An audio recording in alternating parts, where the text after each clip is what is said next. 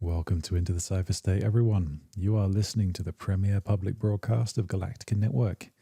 My handle is Citizen42 within the Cypher State. You can call me Dave. Today I'm joined by Cosmos Hoss, my regular co-host. We're also joined by Matt Arnold and Fraser from Checked ID. And we'll hopefully be joined at some point. We'll hopefully be joined at some point by Decentranet, a representative from Decentranet. We're really looking forward to that. First things first, I'd like to just put out our normal disclaimer, prevent us getting sued by anyone. So it's very important to remember, myself, Cosmos Hoss, any team members who join us on the panel, in fact, are your guides to navigating the Cypher State, but we are not your financial advisors. Our guests' opinions are very much their own, and nothing said in this space constitutes financial or investment advice. So never ask. We're not going to do it. Okay. Now we've got that out of the way, guys. Poss, how are you doing this week, my friend? It's been a week since we've seen you. Anything interesting happening?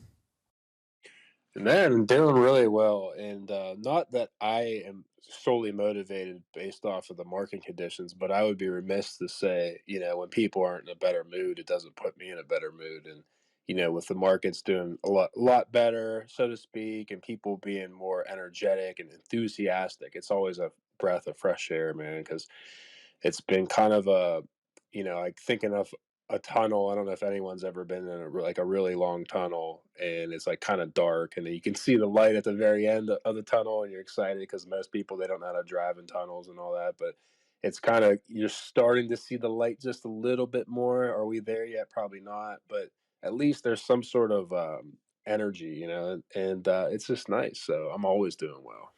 Man, it's a vibe. It's a good vibe. I'm here for it.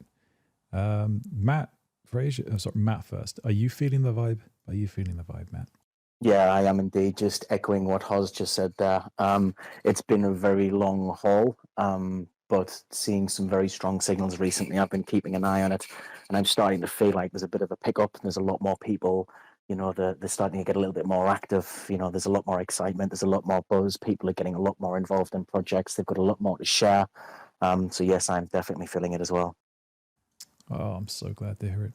So glad to hear it. Me too. Fraser, how are you doing? How are your vibe levels? Where is your vibe-o-meter at? Personally, I'm a little bit like Matt, and a little bit rough. But like everyone else on the spaces, like being the vibe. Like there's good vibes all around, or at least like the good vibes are coming. I quite like Boss's description of the tunnel. That's definitely what it's felt like. I mean, we can see the pinprick of light, and it might just be a light shaft. It might be nothing, but it's good while it lasts. It's like unexpected sunshine in the UK. Like, you've just got to enjoy it. You don't know how long it's going to last. You've just got to make the most of it. 100%. Sunshine and lollipops all around. I would absolutely love this to maintain and keep on going, and just be a good time for a longer time. Okay, guys. I would very much enjoy, guys, if you could just please give us a like and a retweet on the space, please. We generally try and provide a very neutral-ish view on the cryptoverse. We try and provide a lot of value. We are all about the education here, and trying to give our listeners as much value in return for their time as possible. So if you could give us a like and a retweet, if you could give us a comment, that would be amazing, and I would love you forever. If you have any questions or if you have any opinions, then please do jump in the comments section, or you can even request to speak. We'd be happy to have your beautiful voices up here with us. In the meantime, we are going to discuss some news. So check out the pin tweet, give us a like and a retweet, and all will be well. So first thing on the docket today, guys, we have Mr. Gensler. Mr. Gensler is staying very much true to form. He is telling us that crypto is full of fraud, scams, bankruptcies, and money laundering. There's nothing new here. there's nothing new here. One thing I will ask with regard to Mr. Gensler, does the panel believe that he is close to folding on the ETF subject? Whether we are going to get some form of ETF in the near future, or do you think he was going to pull another rabbit out of the hat and prevent it again? No, to answer your question quite simply, like emphatically no. I mean, BlackRock has more power than he does. You know what I mean? So he can pout and shout like a like a miserable person trying to help out whomever he's trying to help out. I mean, he's obviously trying to help someone out. I don't want to get into all that, but it's just inevitable, man. Like Larry Fink, he's just one of the most powerful people on planet Earth, and he's been wanting, spot ETF or Bitcoin ETFs for quite a while now. And same thing with everyone else. It's not like they're the only show in town that want access to this and to free up capital, and it's just inevitable. So, like I think people heard the rumors, and that was one of the reasons why people, the market just kind of like ripped. People are long in and everything else, and people that have been shorting probably got wrecked. And don't advise any of that if you're in this space. It's already really speculative already, and then if you're gonna be levered up, you're probably just asking for a disaster. That's just my opinion. I mean, you might be the greatest thing since sliced bread or whatever, but that's my thing. And yeah, so I mean, long story short, I mean, it's inevitable. Does it happen this month? Does it happen next month? It's gonna happen. I mean, it has to happen. And his little smears that he always throws, and I mean, could it be used for those things? Sure. Can the United States dollar be used for that? Has it been used for that? Absolutely. It's not like this is some sort of new invention that, people are going to money launder or do illicit activities with monetary value. I mean, it's been going around since humans have been born, so that's nothing new. We're a corrupt species. Totally are, man. Matt, what do you think? Do you think he has any more ammunition? Do you think he has a way of preventing us moving forward? I'm just going to quite simply say very much the same as what Haas has. Two of the biggest multinational corporations in the world, Vanguard and BlackRock. One thing I can absolutely say, if Fink wants it his way, there's a likelihood he is going to get it. That much I am pretty much certain. Fair. Fraser, same question, same answer. Yeah, probably same answer. I think as well. I think what Ross was saying around you've got other monetary instruments worldwide that get used for fraud. This isn't different. I don't see why it should be treated differently. Another example is gift cards, like favorite choice of fraudsters. You buy them, you get to walk them into a store somewhere else, as long as you've got the code. Completely untraceable. Like the money just disappears, and you never know like where it went. And you could quite easily make a case using the same logic to ban gift cards, store cards, like loyalty cards, that kind of stuff. I guess the one thing I would say is that like we could do ourselves some favors by like not putting money into rogues, like obvious rogues. I think that might help. Just You're if we not going could to stop me actually buying reduce. Shiba Sonic Amiga 10. Yeah, Osama, all the other like I remember I seen not too long ago.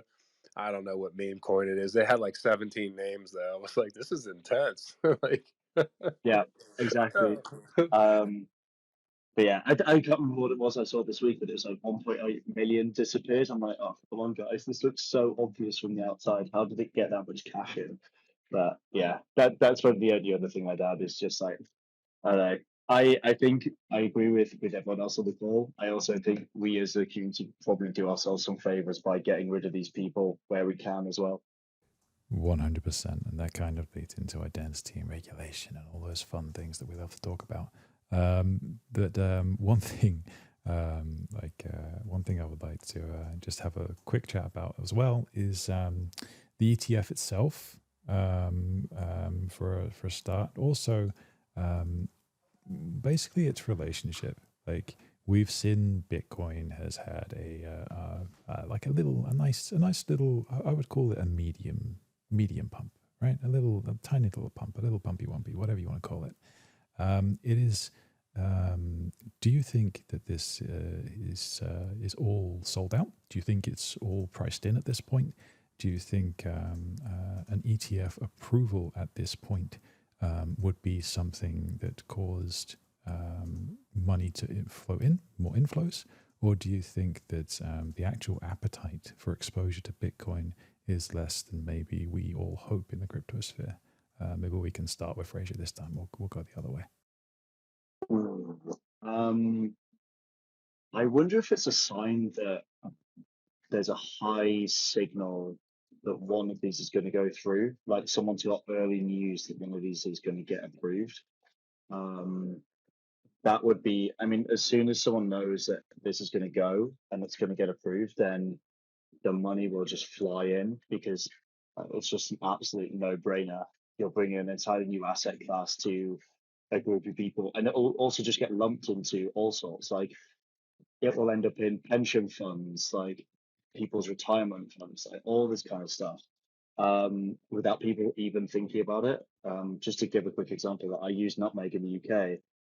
I don't know what's in there, but I'm pretty sure if there was an like a Bitcoin ETF, it would naturally end up in that pot somewhere. And I think that's what that opens up. So I wonder if this is a little bit of a signal that one of them has either been informally given the nod or it's given the nod, but it's not been announced. I mean, it's obviously really kind of quite a few months out from Bitcoin halving, but I wonder if that's starting to play as a narrative. So I think there's a few things that are kind of going, okay, the time is probably sometime, I don't know, it feels like there's some momentum building. And then you've still got, despite everything that's being clamped down on, you've got people like, as well as in Token 2049, Grab have just added a crypto wallet to their users. They have like 37 million people using their platform. Like, it's not an insignificant number of people who now have access to crypto just inside their own app that they're using. So yeah, I think it's just a wind again, to your point earlier, NFA. But I feel like there's some bits and pieces coming around all around the same time, which are creating a bit more of a narrative. And that's really with just I realize I'm rambling a bit, but that's without even touching on other things that are maybe going to drive a narrative, like decentralized social or real world assets. Like it's not touching on this is purely like just a few Bitcoin signals coming in, which are looking positive, which I find fascinating.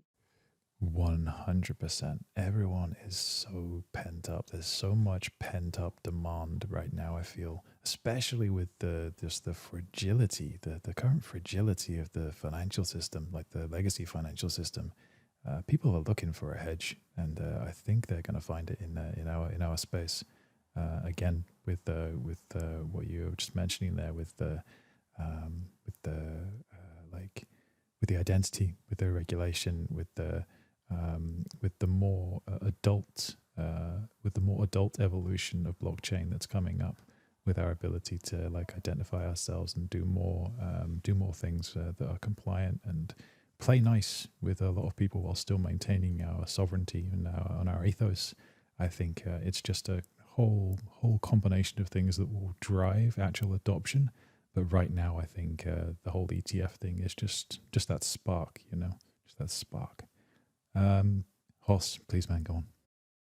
Yeah, so like trying to study the markets like broadly, like like America does for the most part, set the tempo of like how markets move, and we haven't had interest rates this high for like a mortgages and HELOCs loans and just basically loans since like the 70s.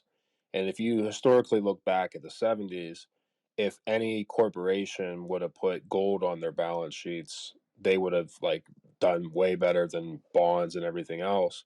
And right now, like I think a lot of corporations are going to learn their lessons.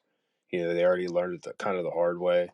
And the only people right now that are like kind of forward thinkers is like Tesla, because you got Elon. He's been having Bitcoin on his balance sheets basically forever now, and I think that's going to be a thing as well this time around. People are going to be putting more gold on their balance sheets, more Bitcoin, and that'll help, because like people don't realize, like with the spot ETF and getting kind of like the green light, you're going to start to have corporations throughout America.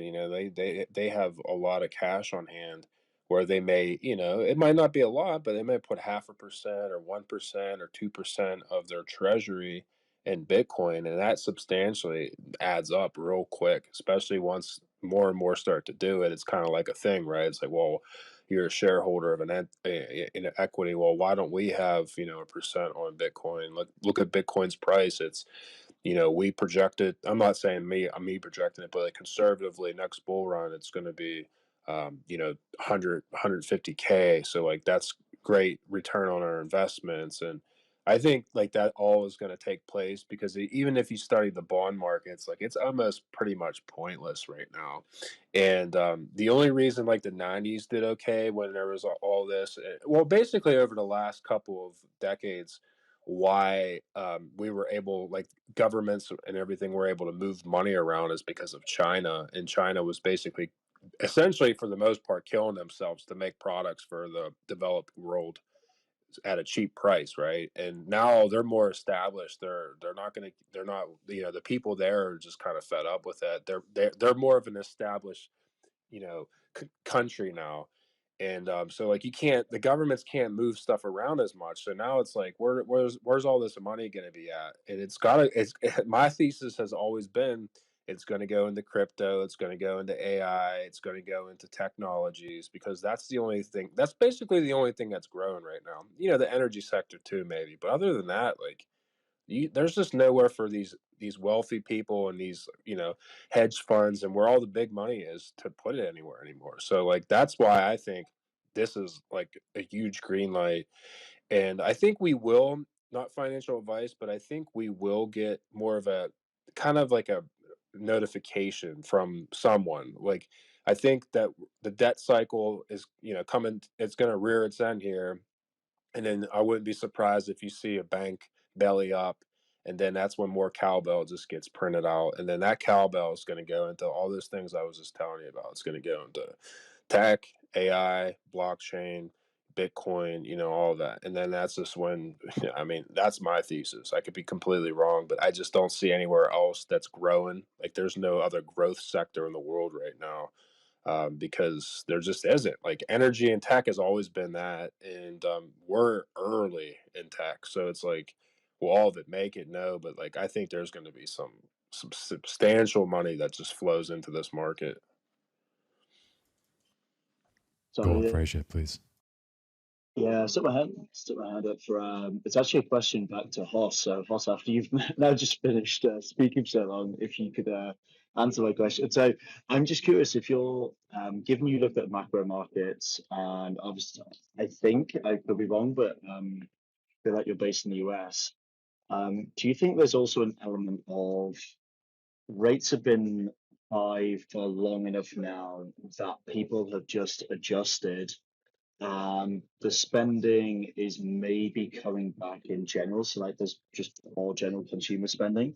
Because I just, as a personal example, like when rates shot up in the UK, and I maybe open a question to Matt on how he behaved as well. I felt that whilst they were rising and it was a shock, like everyone got back, everyone just panicked and just got back immediately. And now that it's constant, everyone's got a bit more of a feel for like, this is just going to be the way things are for a while, and therefore it makes sense to still live life and adjust and like invest and put money away, all that kind of stuff that maybe you weren't doing when rates were still like shooting up on a hockey stick. Yeah, so I mean, my like theory on all that, in the States, right?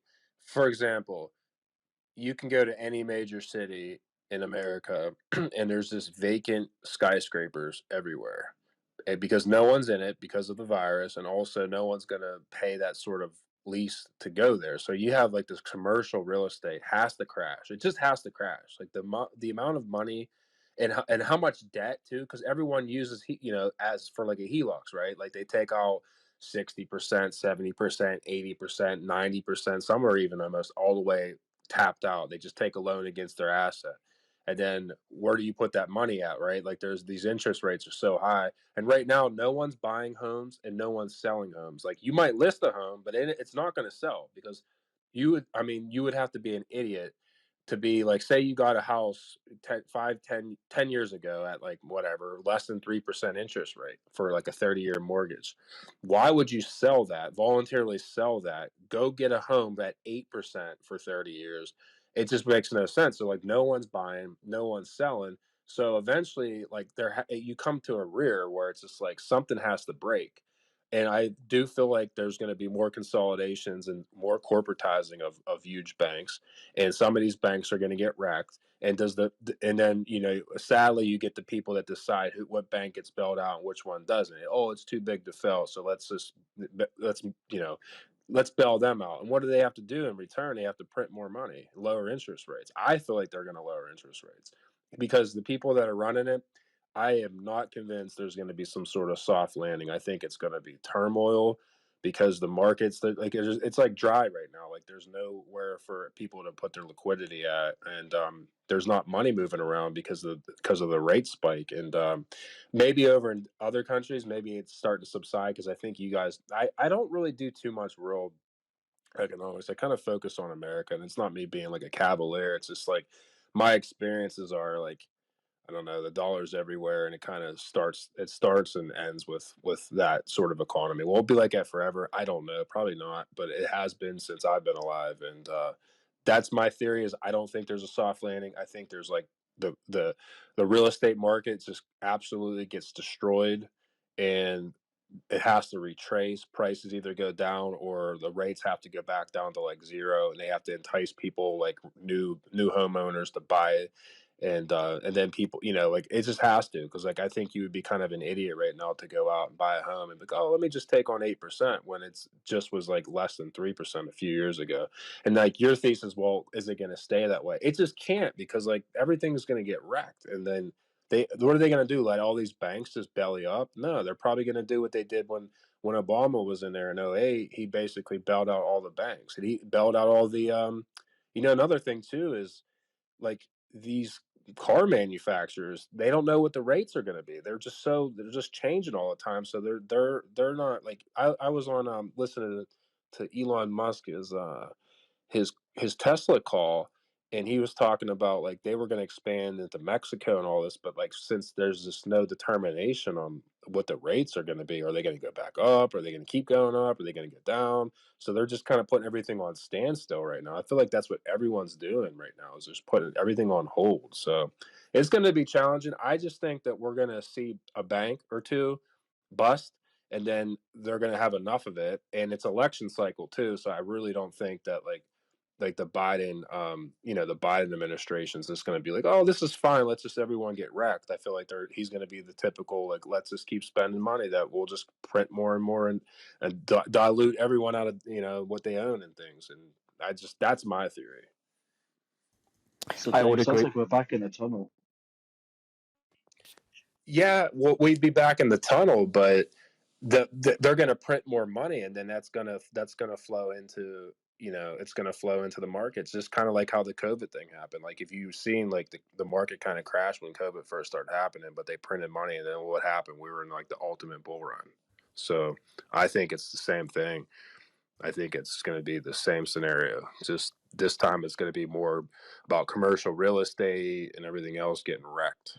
Man, it's almost like we should build some form of sovereign monetary institution that can't be stopped. Yeah.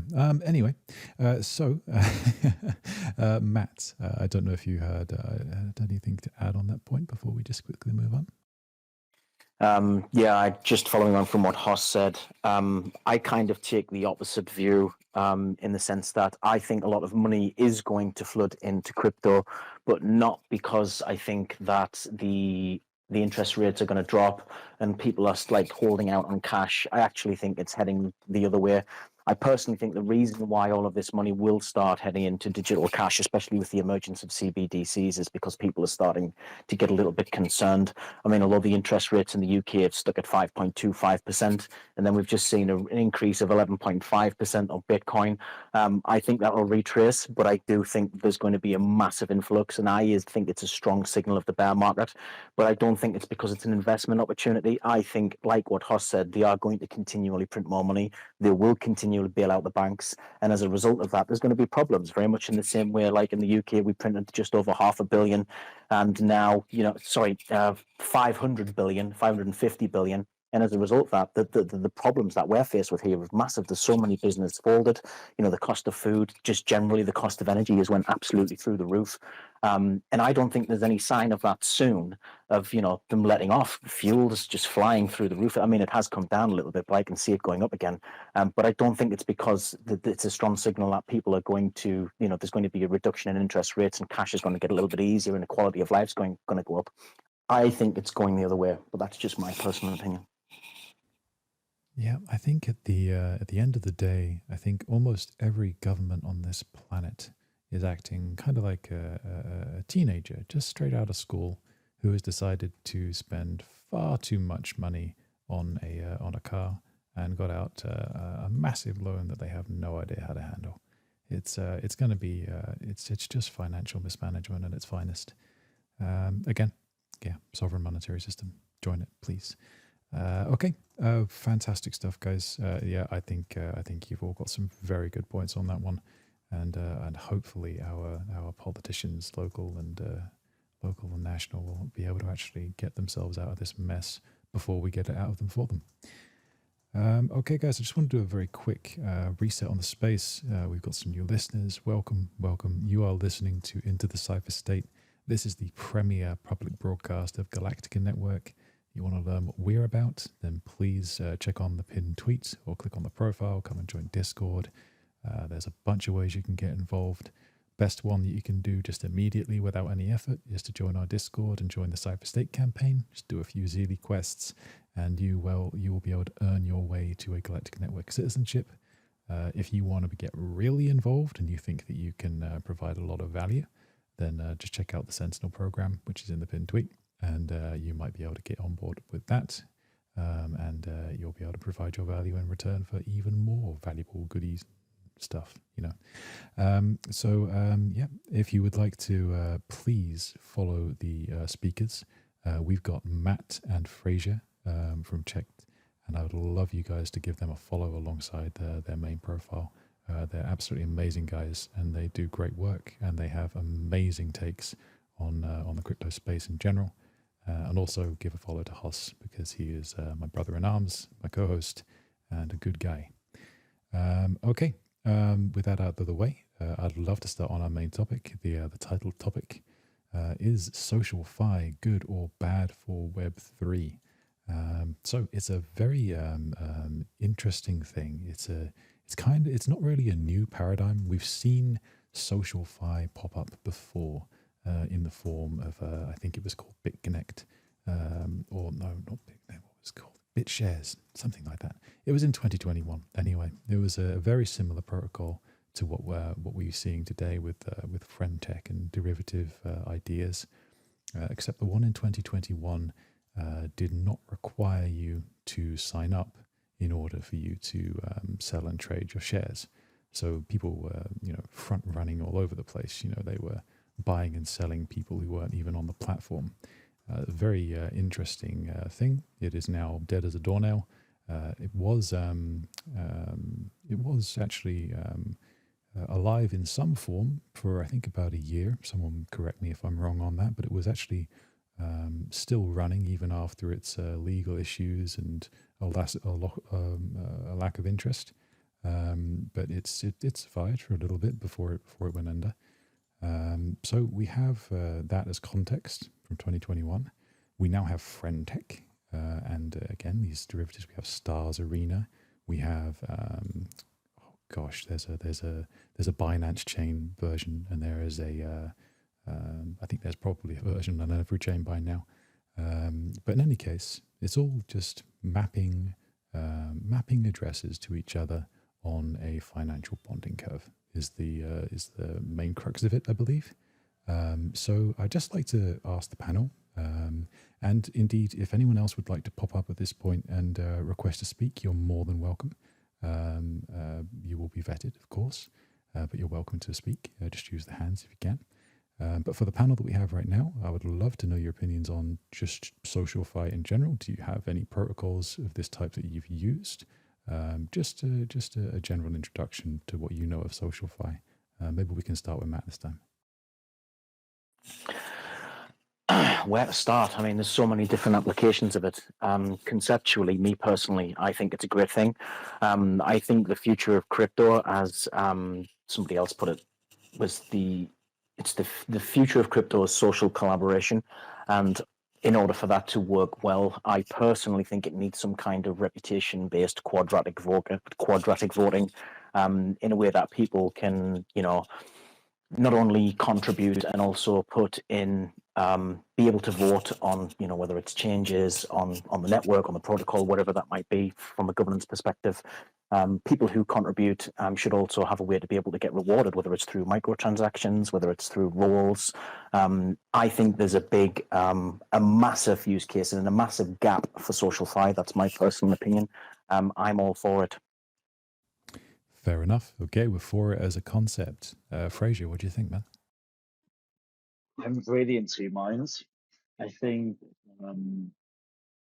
I guess on like a societal, ethical, like that kind of perspective, I feel like social networks are some of the things that maybe should stay pure. I don't know, maybe that's me being a little bit romantic and ideological, or I don't.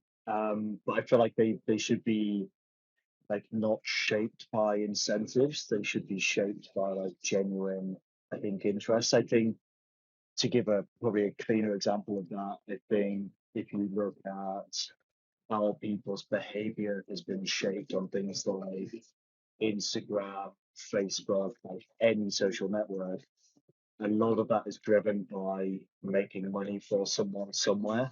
And I think that kind of misalignment of incentives starts to make it like potentially dangerous. At the same time, money makes the world go around, and I think that's why a lot of the social stuff that like Web3 has tried so far has maybe not been successful because it doesn't have that social angle on it. So I'm really in two minds.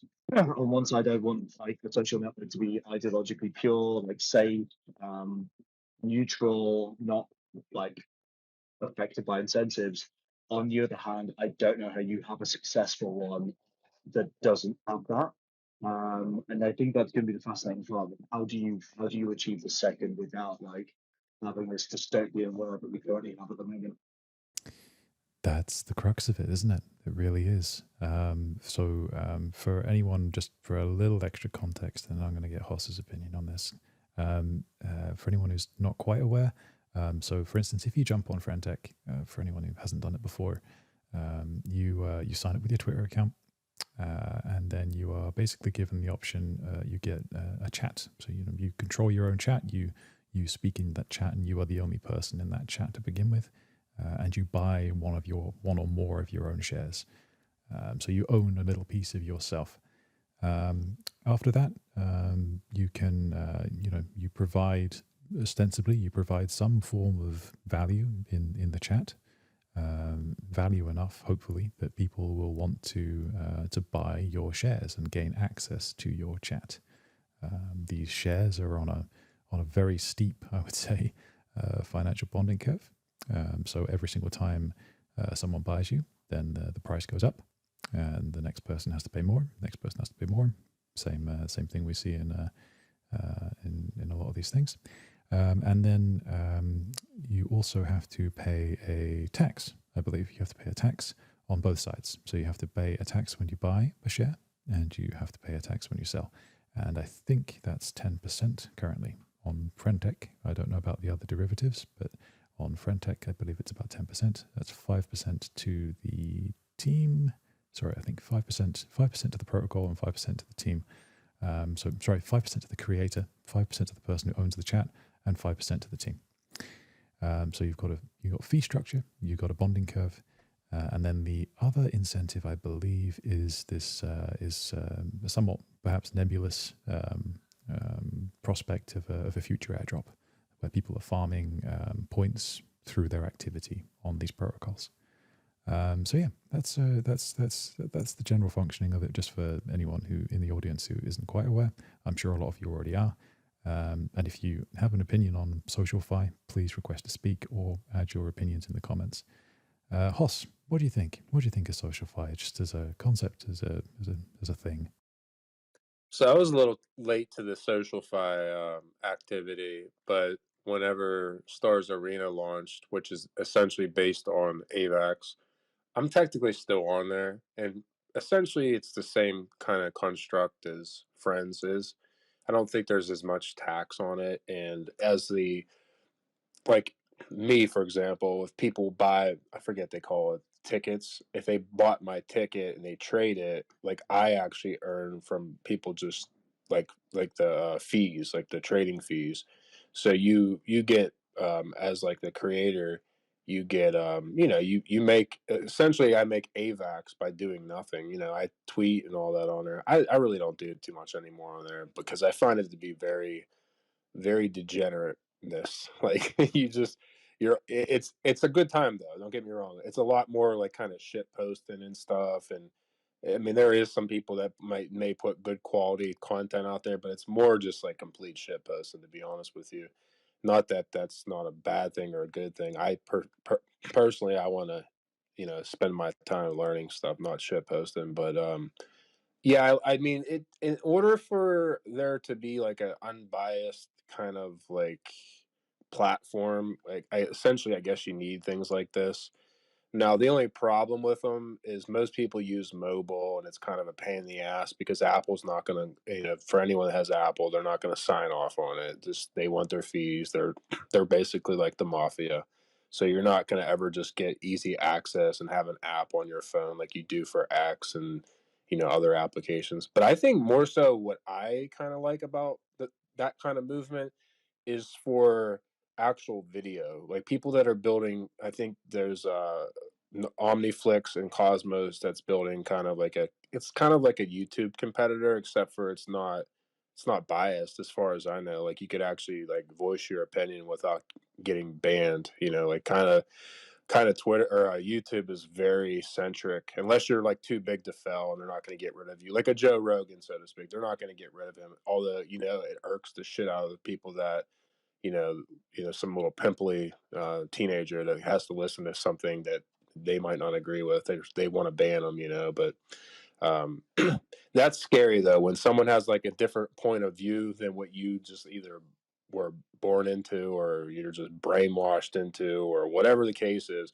for them to just be kind of cut off. 'Cause some people, this is their life, like this is their livelihood, is creating content or unbiased media. Some like I feel like you can't get unbiased media. Well, not that I think you just absolutely can't if you are watching mainstream media. So you have to go to sources and other outlets, and the internet's kind of a wild place. But even that, you get you know you've seen what happened during the virus. Like no one could ever have any opposing point of view to Pfizer and everyone else without maybe getting shadow banned or banned and all that. And that's kind of a scary world to live in. That's So very we true. need to I we need mean, stuff like I don't know if you guys have done the same thing that I've done, and you've seen the kind of levels of misinformation going about. But one of the best ways of like seeing both points is to make like Twitter lists of people from both sides, so you can see both sides as they come in live. It's absolutely remarkable the amount of misinformation on the same subject, and it's really eye-opening when you do that kind of thing. Just to check yourself. And this is one of the reasons why we do indeed need decentralized, neutral infrastructure for social activities. Okay, you can't like, for instance, China's reputation system, for example. That's the famous example. Their social credit scores, but all of it is government controlled. It's all the incentives are in all the wrong places, and no one that doesn't equal free speech. That equals control. That equals pure and complete control over not just your finance, but also your identity, your reputation. Everything about you becomes under the control of a government, of a centralized entity. So I think the ability for us to be social on a decentralized platform that is actually neutral as a base layer, and then not and then completely permissionless, so that anyone can speak and that everyone has a choice as to what they watch and what they consume. I think that's one of the most important things that blockchain can actually achieve, even beyond being a sovereign monetary system. Hoss, please. Yeah, and that's what brings me to the point of our last guest from last week. It was Tempe, which essentially they're in testnet right now, but they're in search engine, but they built their own indexers to have unbiased data, because even if you're like, okay, we're going to do the social fi thing, most people are still going to search, and those indexers are going to be by some huge centralized entity like Google or whatnot. And you know how they operate. It's just whoever is the highest bidder, that's who's going to get precedence. And sometimes if you want to go down the rabbit hole on the different searches, you might have to go to like the fifth page of that particular search to find something that is like kind of unbiased or whatever. You're usually going to get what you want from what they want you to see. So I'm excited for them, because like blockchain obviously is what we need, but then to have a search engine, because people are, well, what about pre-search? Like, pre-search is good, but they're still using indexers that are very centralized, so it's really hard to get unbiased searches from them. And like Tempe's like taking it to a whole nother level on top of that. Like, it's completely unbiased, and it's It's that crazy. neutrality. It's that neutrality that enables the kind of interactions that we need, and that sovereignty of our data that we need. For Galactica itself, we are building something that's we're aiming to provide that kind of neutral infrastructure for social interaction. We are providing the ability for you to become a citizen to a blockchain for the first time. This citizenship isn't just citizenship in name; it means you actually own the blockchain. You govern it. You earn a universal basic income from the value produced by the blockchain, by any new value on it. You direct the protocols and projects that get built on it through our Academy of Sciences, this decentralized funding mechanism, quadratic funding mechanism. We are trying everything we can to provide citizens or users of our network, whatever you want to call them, the ability to be social on the base layer of the blockchain, not just some extra dApp, nothing extra, just the base layer of the protocol being capable of supporting actual social institutions. So instead of just having the sovereign monetary system, you have a sovereign political system. You have a sovereign cultural system. It's a massive undertaking, and it's required many years to get to the point where we figured out the tech stack that will actually support it. But that's what we're aiming for. So again, I highly recommend you just check out the pin tweet, check out our Discord if you are interested in Galactica Network. Matt, Fraser, do you have anything else to say on any of what we've just spoken about before we go on to the next part of SocialFi? I guess, as you were saying, the stuff around misinformation, it's something that myself and Matt were talking on the call earlier today about, was how we could use checked or threads to start tackling that, because especially as we head into, like, next year is going to be massive for elections, both in the UK and the US. And the sheer volume of misinformation is just going to be mind-boggling. And you've obviously got state actors engaging in it, but I think maybe that's the argument for where they described it as having neutral infrastructure. That's where having the ability to, like, tilt the table in your favor if you have enough money or power starts to get really, really dangerous, because you really can change massive outcomes just with the right application of cash in the right places. I mean, everyone remembers Cambridge Analytica, what happened there.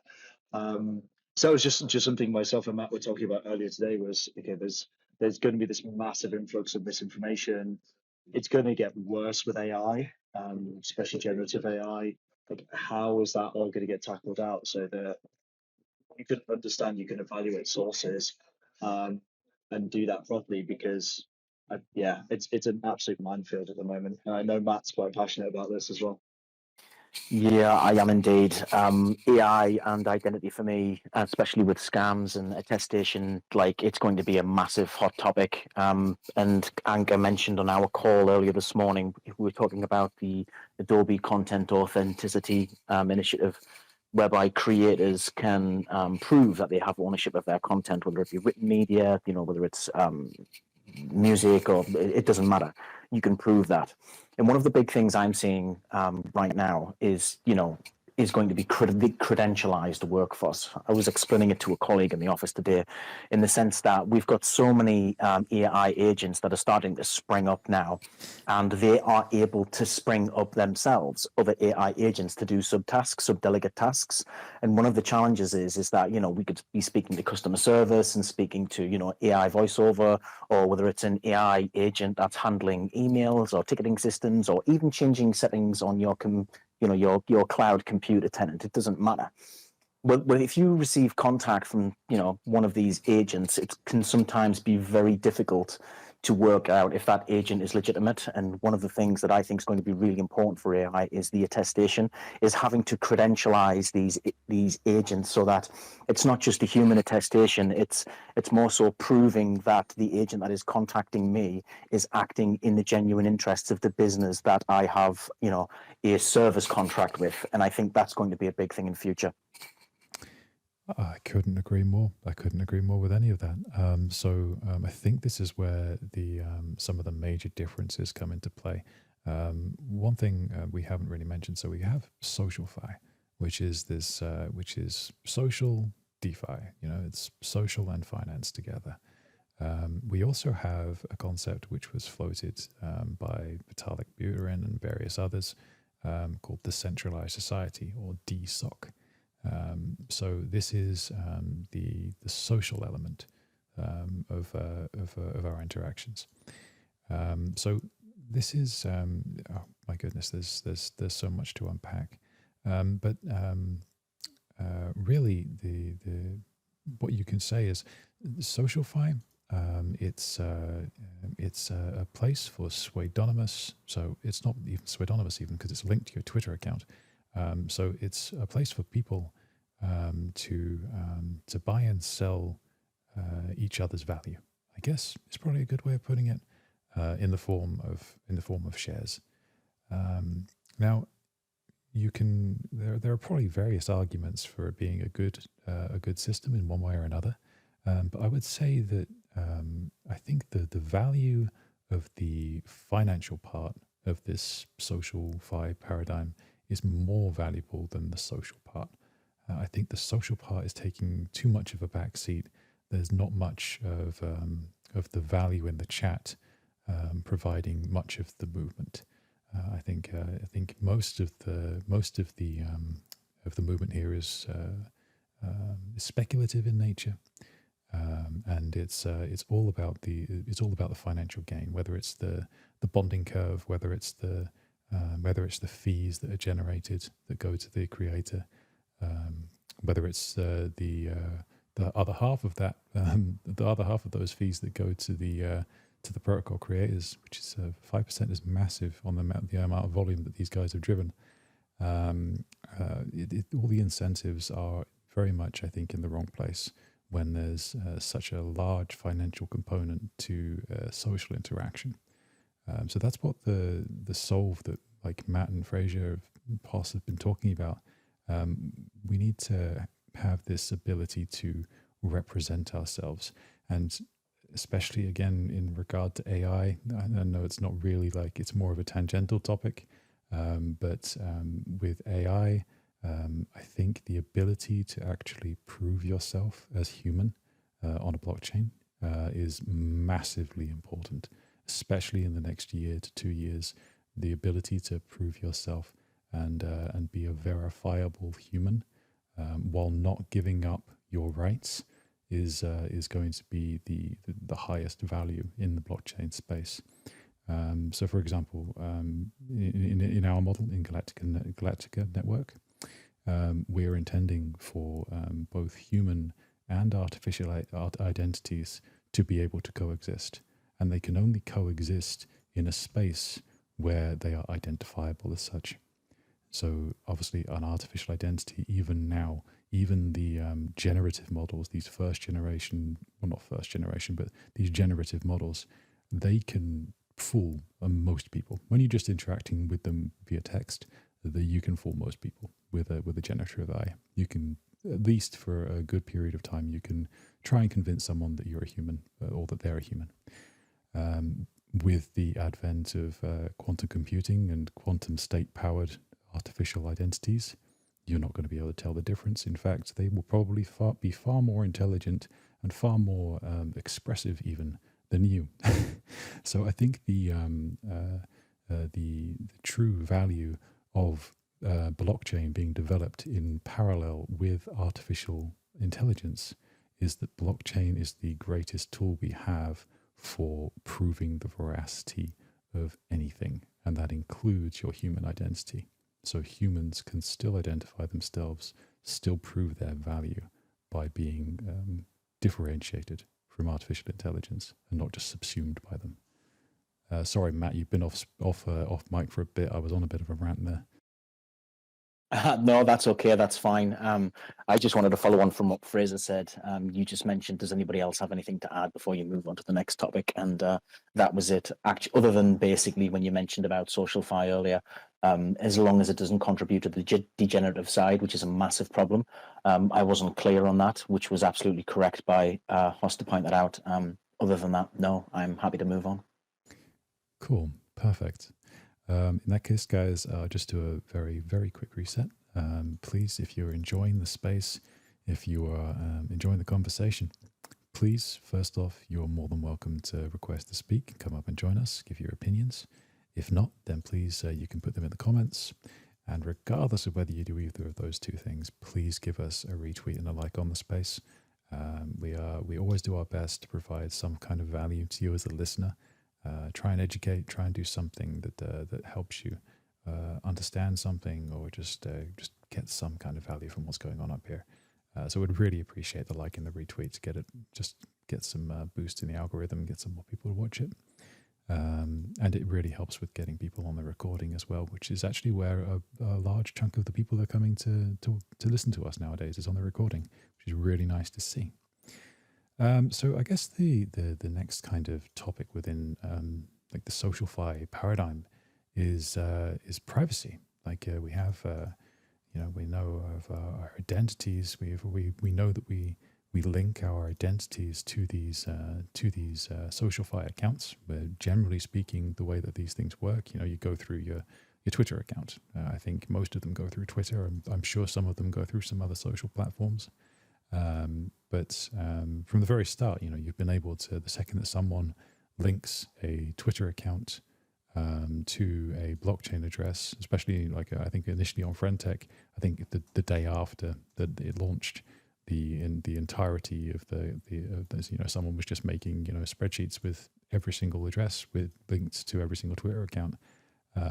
So if you are someone who relies, for instance, on pseudonymity to provide your anonymity, it could be a very big privacy issue if you don't realize, like if you're not technically minded in how it works. I just wanted to kind of get your guys' opinions on the privacy side of things, on whether you think this kind of stuff is actually safe for people to do in this, and yeah. So maybe Hoss, what do you think? I mean, I'm the biggest privacy maxi of all time. So, can you redefine your question about what you'd like me to answer? Yeah, sure. So I'm just thinking along the lines of, do you think that people should be more aware of the privacy implications of linking a Web2 social account to a blockchain address? Yeah, I mean, I think they should be very cognizant of it. I mean, me personally, I think it can be a bit dangerous, right? we were talking earlier about the social fi platforms. There was one, I don't remember the name of it in particular, but it's ran on Solana. Like visually, aesthetically, like the application itself was like top notch. But one thing that it deterred me immediately was when you actually would link your Soul wallet onto it, it would IP you, and then it would show on this global map. And you could, and then I guess they must have been using like maybe Google Maps or whatnot, but it was ridiculous. You know, you can, I mean, yeah, you can use a VPN and get around that, and then, you know, then I guess it's wherever that VPN location is. But it was just obnoxious. I was like, this is the dumbest use case. Like, why does anyone want to know, like, exactly, or put, like, hey, I live on this street and this is where I live at. So some random ass person can find out, like, hey, this is where Cosmos Haas lives. Like, I just think it's odd and weird. That's just me. Maybe people don't give a shit. I don't know. I know I do. I just think it's odd that you want to, like, put your exact location. And I mean, I think the whole IP pinging and like let know and all that. I think MetaMask was. I remember that was like a hot topic a while back about like the IP and they track it. I don't know. I just think it's kind of intrusive, in my opinion, especially on SocialFi. Like, I would definitely be like, yeah, I don't want to know. Let people know where I'm at, or that's how they should think. Like, I'm not saying I'm right. I just think it's kind of weird. That's all. Yeah, I'd have to agree. I've I've just got a got little to drop in a sec. Yeah, Oh, sure, Fraser. sorry. Go ahead. I just got your message. I don't know if you still have time or not. Please let me know. I've just seen Horse and then unfortunately need to make a move. So I agree with Horse. I think the easiest example I could give on this is what happened with Tornado Cash, where a load of celebrities had linked their ENS to their wallets, obviously, and linked them to like their public identities, and they ended up with a load of painted Tornado Cash. And I think having your on-chain history, reputation linked to an identity of any kind is, I think, dangerous. Another example, I think it was two fraudsters in the UK were caught because they stole some NFTs. I can't remember exactly how they did it, but basically they stole them. Those wallets were attached to publicly identifiable addresses. And basically, the police just showed up at their door, took possession of them, put the guys in jail. And I need to double check the story, but basically, it was like they just linked these identities. They were easily findable. Police turned up at the door. And I think in that case it worked out for the better, but that's not always the case. And I think it's a sign that you probably shouldn't be linking these two together if you have the option. And then I guess a bit of a shameless plug to close, shameless shill to close this out. It's one of the reasons where when we build creds, like there is no on ledger address. There is, you connect accounts as you want to, you expose things as you want to. Like I could send something to yourself and to Hoss and to Matt, and as long as I did them on separate channels, so as long as I did them on like one on Telegram, one on email, one on Twitter, and I didn't share the same information on each one, you would have no idea it was the same person. And I think that's the way it should be. Like you should be able to keep that privacy up until the point where you decide to give it up. And I think to Hoss's point, I don't think enough people are aware of what they're doing. And it will only be where the consequences kick in where it'll become like pretty scary. But by that point, it'll be too late. That'll be ultimately where it goes. I wouldn't be surprised in the future if it's a case of like if you've ever linked your identity to any part of your addresses and they can start tracing it through, the taxman will just turn up at the door because they'll be able to map that in the future and do it and just manage that out. So with that slightly terrifying, dystopian, scary kind of message, just a reiteration of like, yeah, everyone keep safe, keep private, prioritize that stuff, prize it. And thanks again for hosting us. Love your dulcet tones. Whatever you're using for audio is magical, or it's just the way your voice is. And thanks as always, Hoss. And I'll leave you in the capable hands from our team, from Matt on our side. So thanks again, and all the best. Thanks Take again. care, Fraser. Cheers, buddy. All the best. Bye. Thank you for coming, Fraser. We really appreciate you. Okay, guys. Well, I'm sorry to see Fraser go, but please, before he does the whole disconnecty thing and he disappears from the stage, give him a follow. Okay, jump on his profile, give him a follow, and follow the main checked.io account as well, because they're doing great work and they are quite right. Private identity in which you have options for just selective compliance of your data. It's just the end game of what you need to be and need to have in the on the sovereign internet of what we're building here. Okay, guys. So I think what we'll do is we'll just maybe ask our wonderful listeners to give us a like and a retweet on the space again, because I love doing that.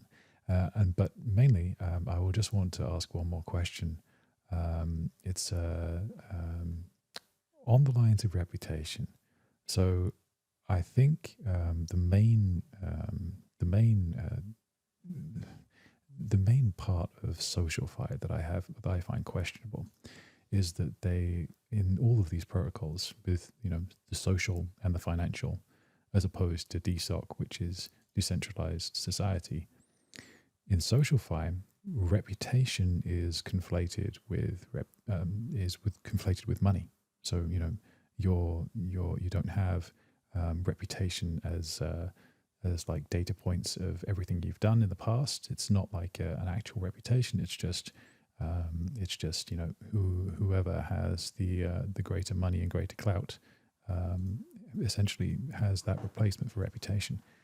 Do you think that a system in which money is reputation can provide a fair social platform? We'll go with Matt. I would say largely no. I think there are some valid cases for SocialFi in the sense that there are some legitimate creators out there who do some great work in the same way that we will subscribe to a channel or we will pay for a newsletter. And yes, there is an argument that the more people that subscribe, the next person is going to pay more. It's probably not great that it does that. And then, of course, there are the tax implications. For me, I think it's much better to build a system that's based on merit. It's a lot fairer to use a reputation. One of the things that I'm concerned about with DAOs, a lot of them, just to sort of go off slightly, is, they use token gating, which is fine in many cases. People use NFTs, and that's for their model, that's fine. But being in a position where you are unable to participate because you don't meet a certain token threshold, I think is massively unfair. And I think there's a much, much bigger benefit to using a person's reputation for their contributions, for the fact that they've been proven to have, being a voice of, authority, or someone that rarely gets things wrong, or they're very technically able, or they're an expert in their subject. Me personally, I'm all for reputation is the more favorable approach, and I think that's going to be take a big slice of Web3 when it comes to building a web of trust, whether it's in Galactica, whether it's in another platform, being able to use a passport of your identity, whether it's in a state of Galactica and then moving to state X elsewhere. Being able to port that reputation, I think, is also going to be another massive factor. And again, another shameless plug, which is part of the infrastructure of Creds, is that we wanted to make that portable. We feel that people should have the ability to be able to use that reputation wherever they go, and act in a way that's democratic, in a way that's fair, and that's not restricted by the number of tokens that you hold. My goodness, there aren't enough thumbs up emojis, I don't think, in the world. Thank you, Matt. Yeah, you're quite right. We've actually just had A-Star.Gala join our speaker panel. A-Star is a highly valued member of our technical team and just an wonderful all-round guy. How are you doing? Mate? Hello, everyone. Nice to be here. I just thought I'd jump in. I think the SocialFi topic is quite interesting. Just as you asked the question, I wanted to come up because I recently read an article that's from A16Z and this is also on the topic of reputation. And I think they had quite an interesting idea that there is this problem that if reputation somehow gets tokenized, there's the risk of monetizing this and then selling the reputation. And then this kind of defeats the purpose, because you don't know if a person got the reputation by earning it or by buying it. And this is suggested a solution that you try to separate these two into different tokens. So that you get one token by earning your reputation, and then from the balance of this, you get a secondary token that gets tradable and then unlocks other aspects of the protocol. So I thought this was quite a nice idea to get a better solution on having reputation in a social file system where you also want to sell stuff. Amazing, Frederick. Yeah, Matt, please go ahead. That was a really interesting point. Hello there, nice to meet you. Thanks for dropping in. That was a killer point to make, actually. And I mentioned earlier on about quadratic voting, which I think is actually a really good method of being able to add weighting and preference to your voting. And one of the things that I was considering was, instead of tokenizing that, you could, whether it's incentive for working on tasks or whatever, you could have a secondary non-tokenized currency. Let's just call it gems. I believe Galactica call it credits, and it's something that I think would actually work really well. So instead of monetizing or making reputation something that you can trade, which I am strongly against, I do think there is, it would be important for people to have the ability to have a secondary currency of which that you can then, use that currency to contribute in various ways, whether it's through voting. There's lots of different things to do it, but I would agree completely. I think there should never be a case where anybody is able to trade reputation points, and that there should be a secondary denomination, a non-tokenized denomination. I think that's I would agree with that completely. Absolutely amazing, Horst. Please carry on. No, I was just going to say I agree with all that. And I know we were in Cosmos when the market, like our last kind of good run, bull run, so to speak, airdrops were kind of like the talk of town. And, like a new project would do an airdrop to the community. And the ones that, in my opinion, seem to bode well and do really well with like community excitement, enthusiasm, and just a better way was when they kind of had the algorithm or whatever their sort of stance was, is the amount that you had staked was a part of the equation. It wasn't the entire equation, because a lot of times, from what I just experienced and doing the numbers and being a part of a few of them, was that it was just like, okay, well, you stake a bunch of Atom, you're getting the huge portion of this airdrop. And then really, if you think about it, what good does that do for building a brand, building an image? Because realistically, like, airdrops are nothing less than just like a marketing, I don't want to say stunt, but it's just like you're paying for marketing. Instead of paying for commercials and ads, you're paying for people's time. That's why you would do an airdrop.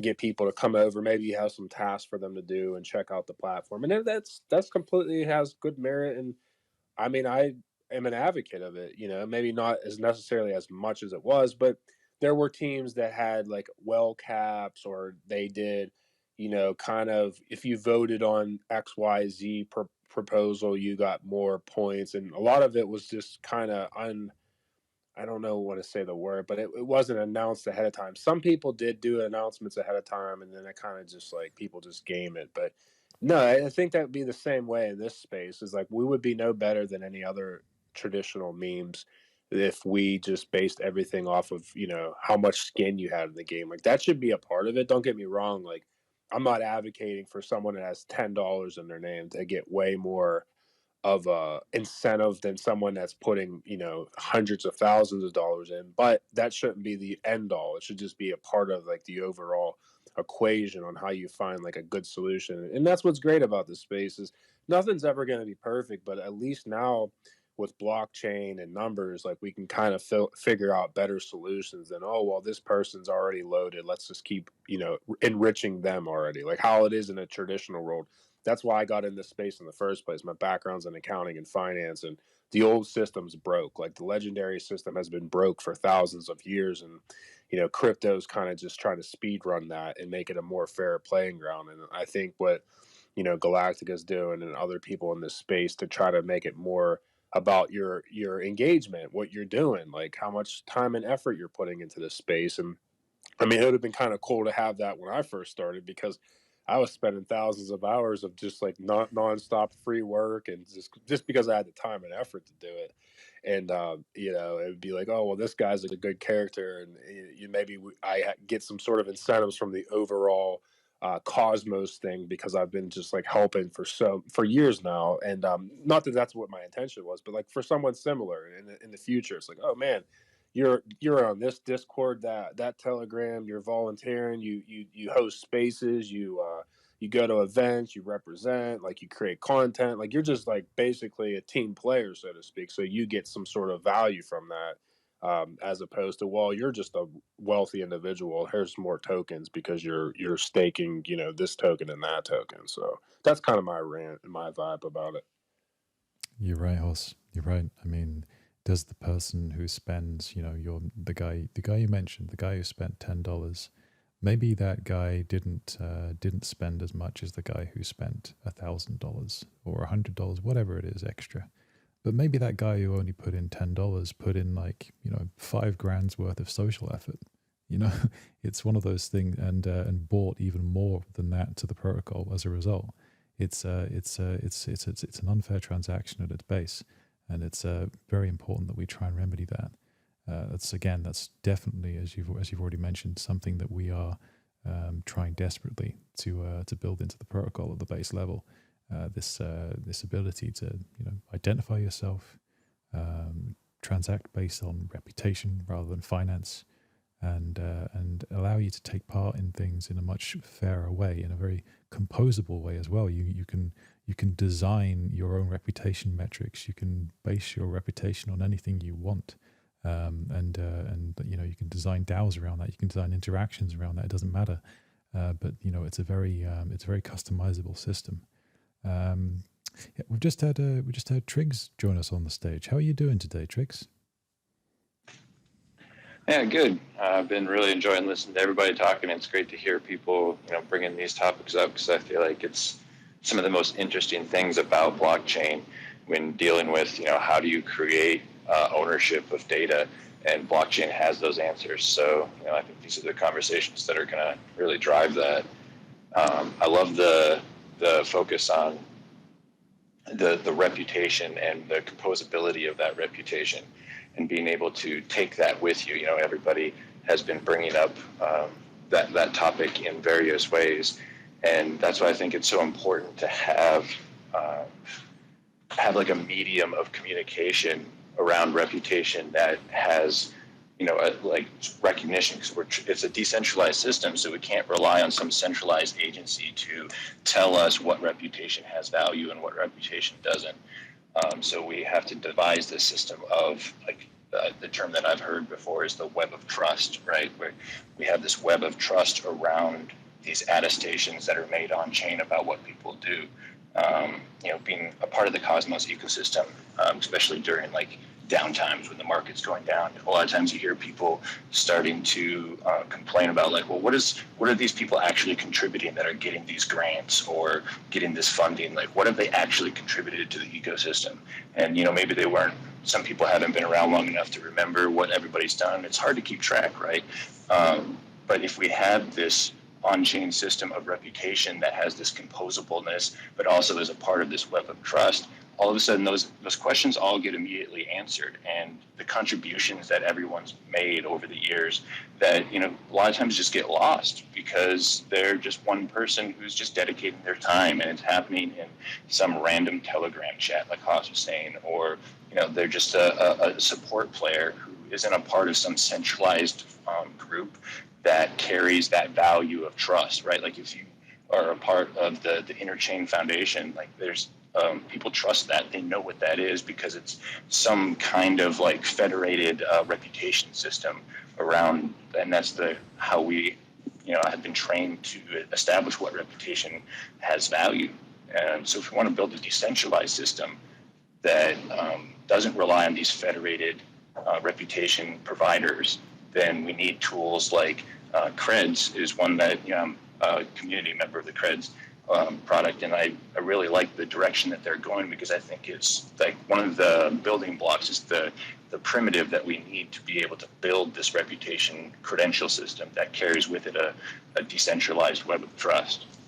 Anyway, I kind of like went off on it, so I will relinquish the mic. Triggs, don't apologize. That was amazing. Really appreciate it. And honestly, I think you're correct on all points. One of the points you actually brought up there, decentralized funding. It's one of the most important use cases for reputation as well.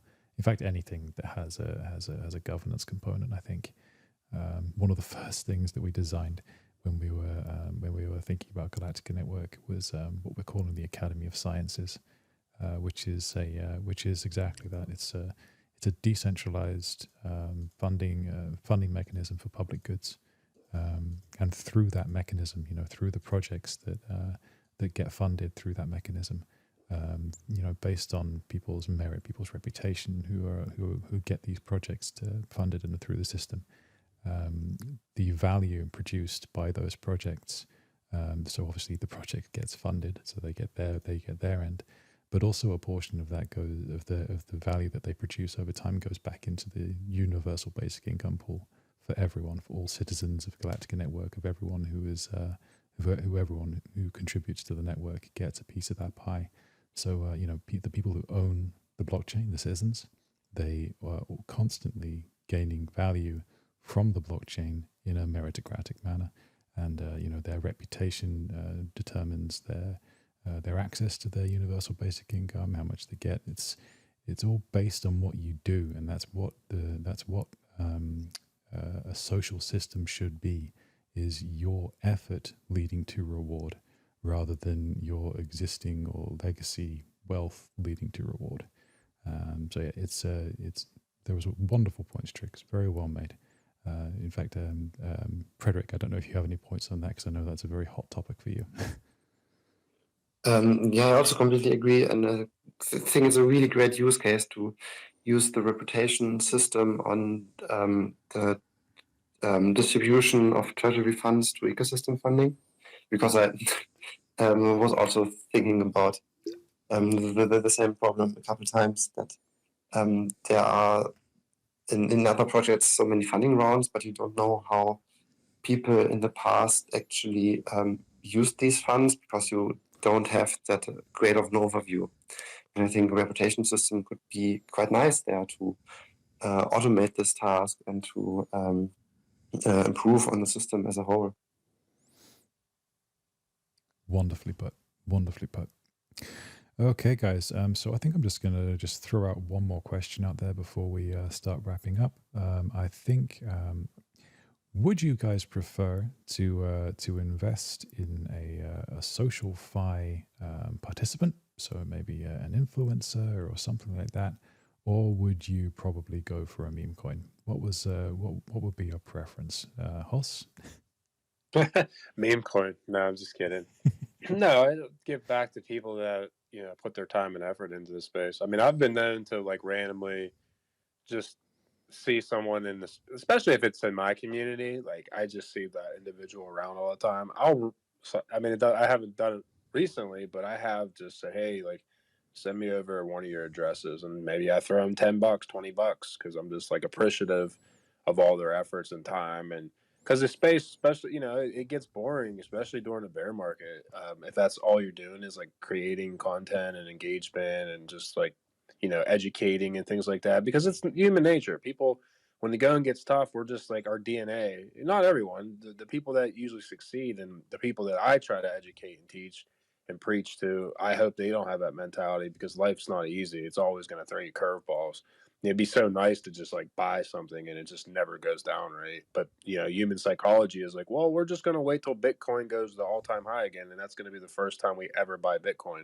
And then they're pissed and they're upset that then it sells. Like, well, where have you been for the last forever? Why do you wait till now? And so it is sad when like new people or retail or just investors in general, like they don't know, like, you know, a lot of trading in the markets, a lot of it's just, most of it actually is just psychology, human mindset. And yeah, so like the people that are, you know, putting in the time and effort, I think they're more valuable than a meme. But also sometimes a meme is part of the culture too. So it all depends. Like there are good meme coins out there that's 100% community based. The contract was already burned. Like there's no way you can get robbed, and like there's a bunch of those projects out there. So it's kind of like the same thing, same premise. I'll As, just put out there that I'm not throwing shade on meme coins. That was 100% a joke question, just for everyone listening. No, it's a good thing, because like honestly, I mean, meme coins in a sense, and this is not giving me financial advice or anything. They are good for this space. You know, like one time I had someone come over and had to do work on my house, and you know we're just bullshitting, and the dude seemed pretty cool around my age, and we're just like talking shop about all kind of shit, and then we started talking. I don't even know how, you know, maybe because I'm into crypto, obviously. Started talking about crypto, and I asked him if he owned any, and you know the first thing he said was yeah, and it was like, what's Elon's? I should know this right now.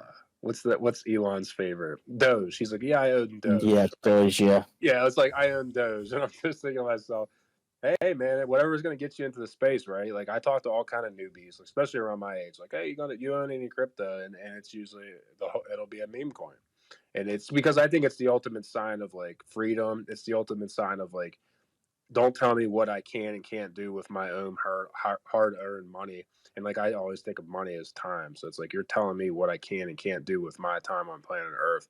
Well, I'm gonna go buy a meme coin because it's just like what a boomer would think is just moronic and idiotic, right? So like that's why I think a lot of people buy meme coins.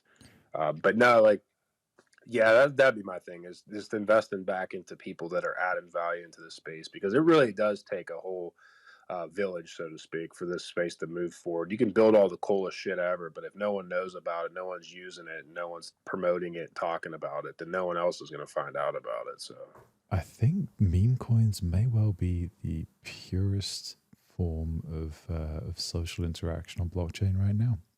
Funnily enough, I mean, you know, they have a bunch of people who are community minded, who really don't actually care about the money they put in. So I think it's a pretty ideal analog there. Yeah, good job, Oz. yeah, well, what about that Doge? I don't know what his name is, like Millionaire Doge or Doge Millionaire, and he said he's never going to sell. And I'm just like, man, this guy's insane. He's insane. Like thinking about it from a fiscal standpoint.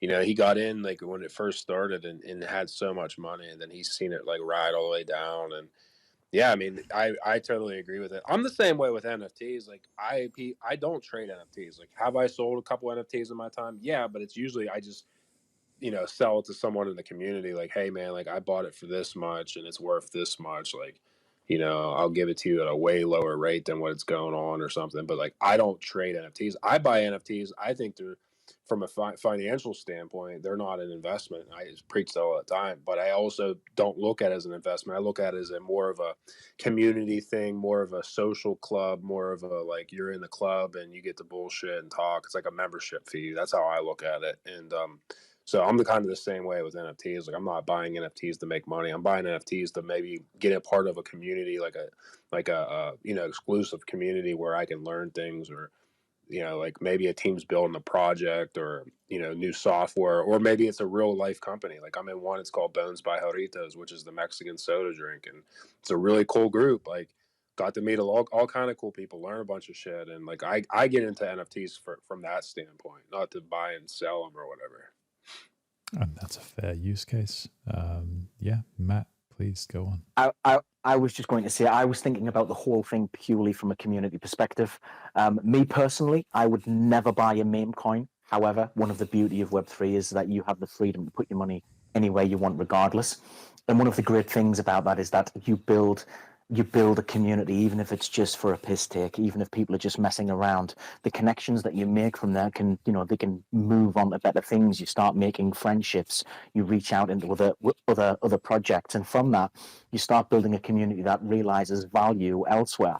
Now, from the social fi side of things, in terms of would I rather put money there, I'm going to say yes and no, because I think there's I have a really big problem with these, you know, these Instagram influencers and these TikTokers who wear kitty cat ears and they're begging for ice creams, and there's these guys who are sending them all of these random stuff to boost their, boost their money pot, basically. Now, I think that's a bad thing. I think it's massively degen. However, what I will say is, who the hell am I to judge? If somebody wants to put their money there and somebody makes a living from that, let them get on with it. That's fine, because that then means that there are legitimate creators out there who add real value, who are offering something that builds real community, that where people want to take that community and are happy to put their money into that. So me personally, I would rather not put my money into a meme coin. It would probably be into something more socialfy that adds value to a legitimate community.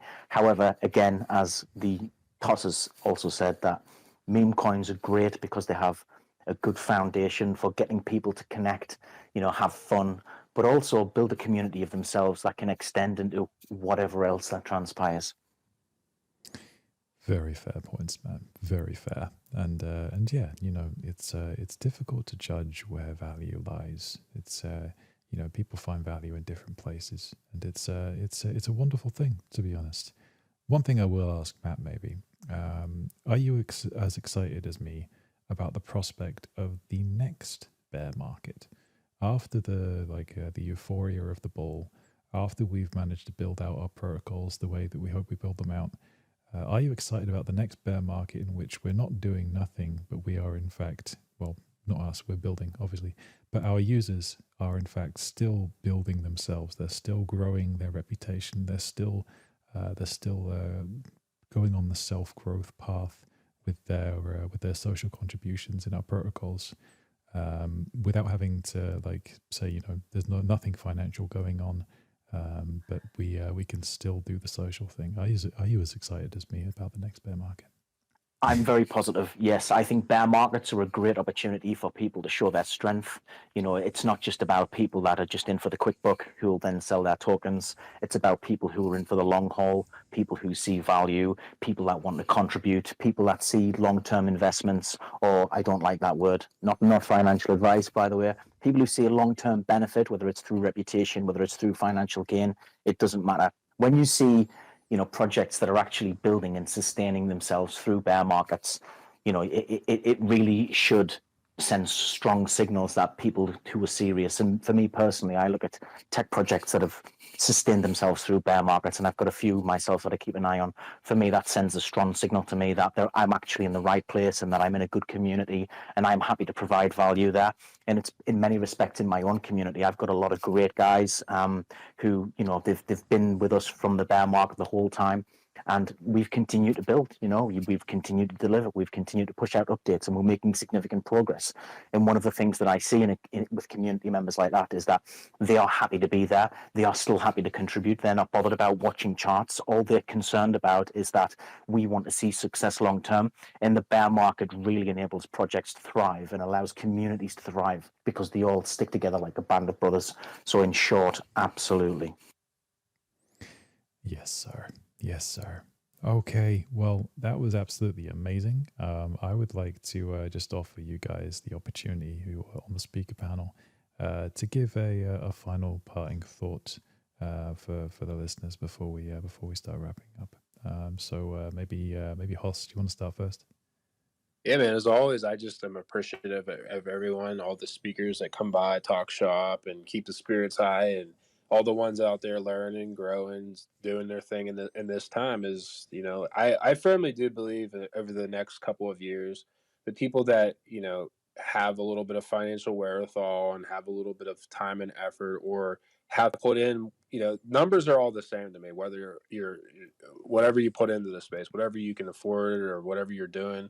Like, I just value that. And I think everyone will one day be considered very lucky to be in this space because I truly believe in blockchain. I believe in the technology. I believe in how revolutionary it is, not just on the monetary side of thing, but just everything that we've been discussing today and future use cases that aren't even out yet that will be because of solely the people that have laid down the foundation to make all this happen. And it's just exciting to me to be a part of it. And I feel like there would have been the same vibes if I was, alive back in like old enough back in the 80s and 90s to be a part of like Web 1 and Web 2 and everything as well. Like it's revolutionary. Technology is so great because it's so like it's the future, right? Like every movie is always made about future stuff, and technology is always a part of it. And I think what we're doing in this space is revolutionary. You know, they'll probably have movies about like how nuts this used to be, and we'll have stories when we're old and shit. We'll be like, oh, I remember when this and that, and you know, people that are, I just have nothing but admiration and respect for people that are building tooling and making it easier and more simplistic and more secure and more private, and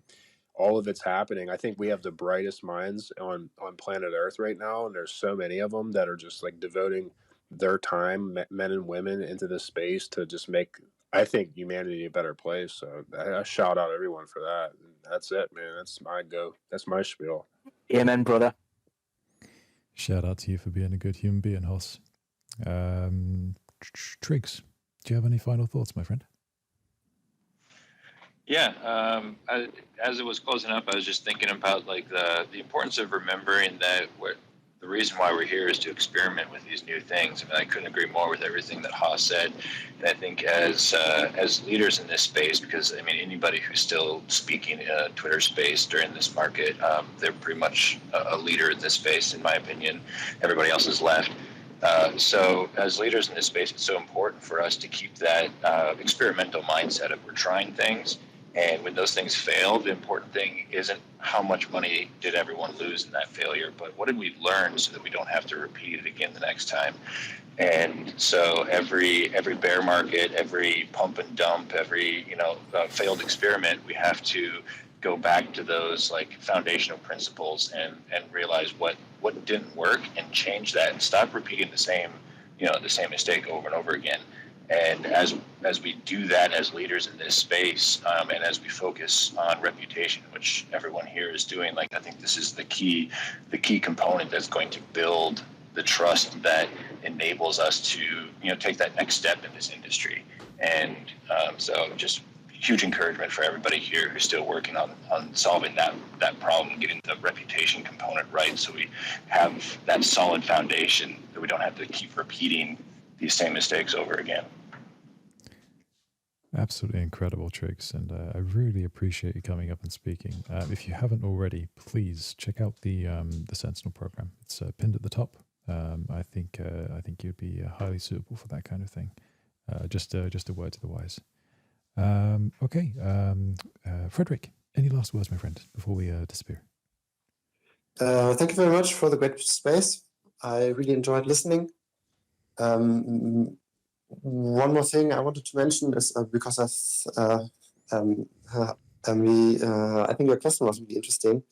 What we think about the next bear market, and my opinion there is that I hope that that it doesn't matter so much anymore in the next bear market if it's a bull or bear or whatever, because I think that right now we're developing all these use cases, the infrastructure for use cases like SocialFi, so that I hope that there's so much activity running on there that's a kind of social activity instead of a financial one, that there's enough going on that it's interesting even if it's not a bull market. 100%, yeah. If there's so much social activity going on that the financial component just becomes, the market activity, it kind of gets separated out. There's always blockchain becomes the infrastructure for everything we do almost, and it becomes better infrastructure than what we've got. So yeah, it doesn't. The effect of the bear market becomes greatly reduced when you can use blockchain for social aspects. Thank you so much for jumping up, Frederick. I really appreciate you coming up. Thank you. Matt, my friend, for anyone who is in the listener panel, please follow Matt Arnold and follow the checked.io account. They've been absolutely amazing. Fraser was up here earlier. They've both been giving amazing takes and really, really being forthright with their opinions. So thank you very much for that. Do you have any final thoughts, my friend? I'd just like to say your Discord server is absolutely awesome, by the way. I will be joining your Sentinel program. Thanks very much for inviting me. It's been a great chat. And I look forward to see what Galactica is building next, and also check out my DMs on your Twitter. We'll follow up another time, hopefully. Otherwise, thanks to the listeners for joining. It's been awesome. You are more than welcome, Matt, and thank you so much. We would be thrilled to have you on the Sentinel program. Anyone else in the listener panel, thank you so much for joining us today. Also, if you could just give us a like and a retweet on the space on your way out, it would help us with the algorithm and get more people on the listening to the recording. Greatly appreciated. Get more people with all this amazing education and just insight and opinion that we've had today. Absolutely fantastic stuff. So thank you for joining us. Make sure you join us next time. This is a regular weekly space every Thursday at the same time, 8 o'clock UTC. So make sure you join us on the next one. We'd really appreciate your presence. If you have any questions or opinions that you want to have us discuss, then just put them in a tweet, tag us in a tweet. Happy to discuss almost anything on this show that's relevant, and would be happy to have you up as speakers. All right, guys. Well, thank you very much. I hope you enjoy your Friday. I hope you enjoy your weekend. And we will see you next time on the next episode of Into the Cypher State. Thanks very much for joining us, everyone.